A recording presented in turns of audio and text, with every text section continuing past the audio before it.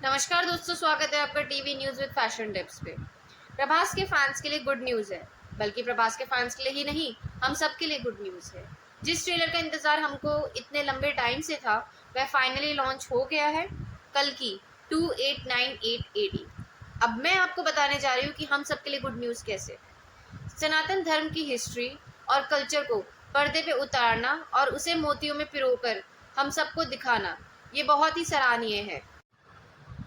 ये मैंने क्यों बोला है, ये मैं आपको आगे चल के बताऊंगी। अगर आप मूवी का नाम गौर से सुनेंगे तो वो है कल की 2898 AD, जो कि महाभारत काल के एग्जैक्ट 6000 वर्ष के बाद का टाइम है। इसका अर्थ ये है कि डायरेक्टर नाग अश्वनी ने बहुत ही स्टडी करके इस मूवी पे काम किया है और इस मूवी का नाम रखा है।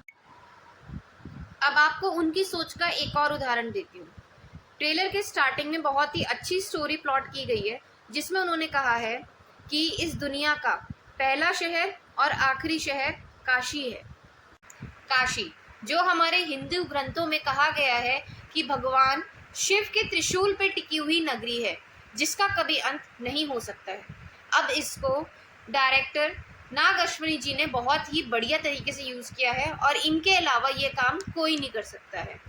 तरह से ट्रेलर को लॉन्च किया गया है, इससे हमें यह पता चलता है कि मूवी में हॉलीवुड लेवल की एडिटिंग और स्पेशल इफेक्ट देखने को मिलेंगे। अगर हम बात करें डायरेक्टर नाग अश्विन जी की, इन्होंने इस चीज़ को बखूबी निभाया है और हम पूरी कोशिश की है इन्होंने हमें उस लेवल तक लेके जाने की। उन्होंने कोशिश की है स्टार वॉर्स और जो ये हैरी पॉटर मूवीज़ हैं, जब हम इन्हें देखते हैं तो पूरे खो जाते हैं, उसी दुनिया में चले जाते हैं। तो ऐसे ही नाग अश्विन जी ने कोशिश की है कि जब हम इनके ट्रेलर को देखें तो हम उसी दुनिया में खो जाएं। आइए अब इनके किरदारों की बात करते हैं। जिस तरह से इसमें माँ शब्द का प्रयोग किया गया है, अमिताभ सर का दीपिका को बोलना कि आपने अपने गर्भ में भगवान को स्थान दिया है, इससे यह पता चलता है कि दीपिका जो हैं इसमें कल्कि की माँ का रोल प्ले कर रही हैं।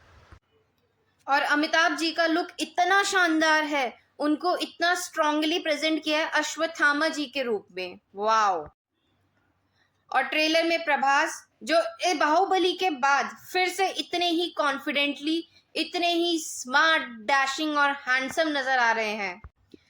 दर्शकों को इस बार प्रभास और अमिताभ सर का एक्शन सीक्वेंस देखने में बहुत मजा आने वाला है, बिकॉज इसमें गॉड लेवल के एक्शन सीक्वेंस है। याद रखिए, मैंने गॉड लेवल की बोली है, मैं सुपर हीरोज की बात नहीं कर रही हूँ। मुझे तो ऐसा लगता है कि इस मूवी में हमें टाइम ट्रैवल भी देखने को मिलेगा, बिकॉज महाभारत काल से लेके अब तक जो कुछ भी हुआ है वो सब लिंक्ड अप करके इस मूवी में दिखाया जाएगा। और अंत में कमल हसन जी का ये बोलना कि नया युग आ रहा है, भाई साहब ये तो सच में रोंगटे खड़े कर देता है।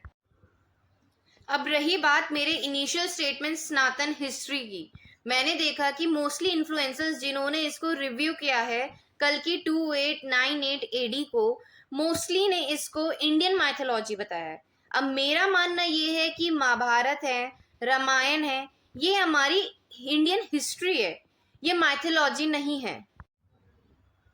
और मेरी यही आशा रहेगी कि आप अपने घर में छोटे बच्चों को यही बताएं कि ये हमारी जो है ये इंडियन हिस्ट्री है, ताकि उनका धर्म में विश्वास बढ़े और हमारे धर्म के प्रति ज्ञान बढ़े।